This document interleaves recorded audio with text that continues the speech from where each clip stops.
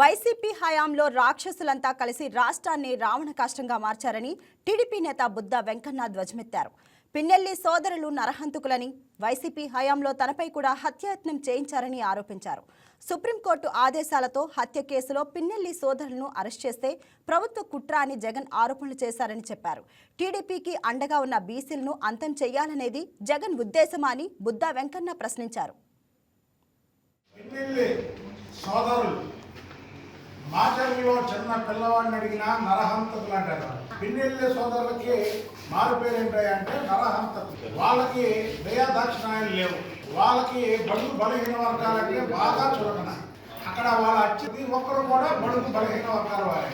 ఆ రోజు ఎమ్మెల్సీలు ఉన్న నాపై, ఆ రోజు మాజీ ఎమ్మెల్యే ఉన్న బొండమ్మపై కూడా తురకా కిషోర్తో వేలంపాట పెట్టి మాచర్ల మున్సిపల్ చైర్మన్ ఇస్తా, ఎవరైతే వాళ్ళ మీద దాడి చేస్తారో, ఎవరైతే వాళ్ళని చంపుతారో వాళ్ళకి మున్సిపల్ చైర్మన్ ఇస్తానని వేలంపాట పెట్టినటువంటి నలరూప రాక్షసులు పిన్నెల్లి సోదరులు.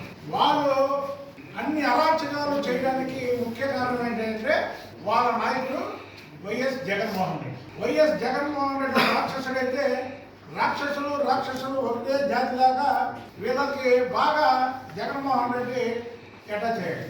ఈరోజు ఎందుకు చెప్తున్నామంటే ఈ విషయాలన్నీ సుప్రీంకోర్టు ఆదేశాల ప్రకారం ఏదైతే భారతదేశంలో అత్యున్నతమైనటువంటి న్యాయస్థానం సుప్రీంకోర్టు ఆదేశాల మేరకు పిన్నెల్లి సోదరుల్ని అరెస్ట్ చేస్తే దీని మీద రాక్షస సైకో జగన్మోహన్ రెడ్డి ఇది అన్యాయం అంటాడు, ఇది అక్రమం అంటాడు, ఇది ప్రభుత్వం కుట్ర అంటాడు.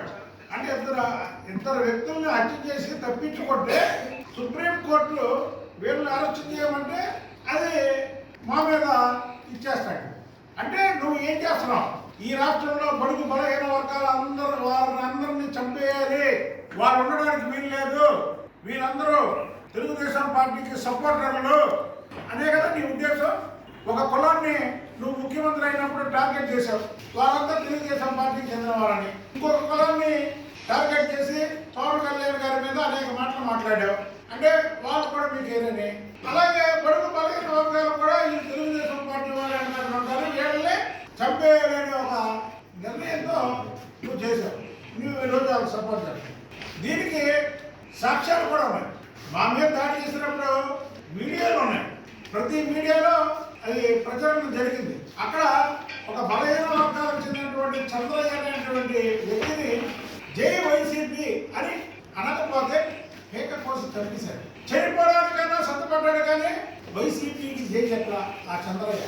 అది బడుగు బలహీన వర్గాల వారి కమిట్మెంట్, అది బడుగు బలహీన వర్గాల వారికి ఉన్నటువంటి నీతి నిజాయితీ. కొవ్వొత్తులు ప్రదర్శన. వీళ్ళేదో స్వాతంత్ర సంప్రదాయాలు తేలికెళ్ళినట్టు జగన్ మళ్ళీ ఒక బ్యాచ్ని నెల్లూరులో ఉన్నటువంటి మాజీ మంత్రిని అలాగే సిద్ధార్థారెడ్డిని జైలుకి వెళ్ళి పరామర్శించమని కొవ్వొత్తుల ప్రదర్శన, అలాగే జగన్మోహన్ రెడ్డి సంఘీభావం. అంటే ఏంటి రాష్ట్రాన్ని ఏం చేద్దామని మీరు ఏం చేద్దామని చెప్పండి. ఇదే చంద్రబాబు నాయుడు గారు కానీ తెలుగుదేశం పార్టీలో ఉండి ఇంత రాక్షసత్వంగా కానీ ప్రవర్తించి ఇన్ని హత్యలు చేస్తే ఇమీడియట్గా సస్పెండ్ చేస్తారు. ఆయన తప్పేం కాదు, ఆయన ప్రజాక్షేమం ముఖ్యం.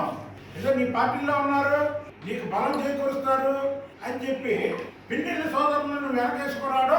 నీ రాక్షస జాతిని కాపాడుకోవడం అవుతుంది తప్ప ఇదేమి ఒక ముఖ్యమంత్రిగా చేసినటువంటి వ్యక్తి, ఒక ప్రతిపక్ష నాయకుడిగా పనిచేసినటువంటి వ్యక్తి, ఇద్దరు వ్యక్తుల్ని చంపేసి ఇన్నాళ్ళు తప్పించుకున్నటువంటి వ్యక్తుల్ని లోపడేస్తే వాళ్ళకి సంఘీభావం జరపడం అనేది చాలా నీచమైన పద్ధతి.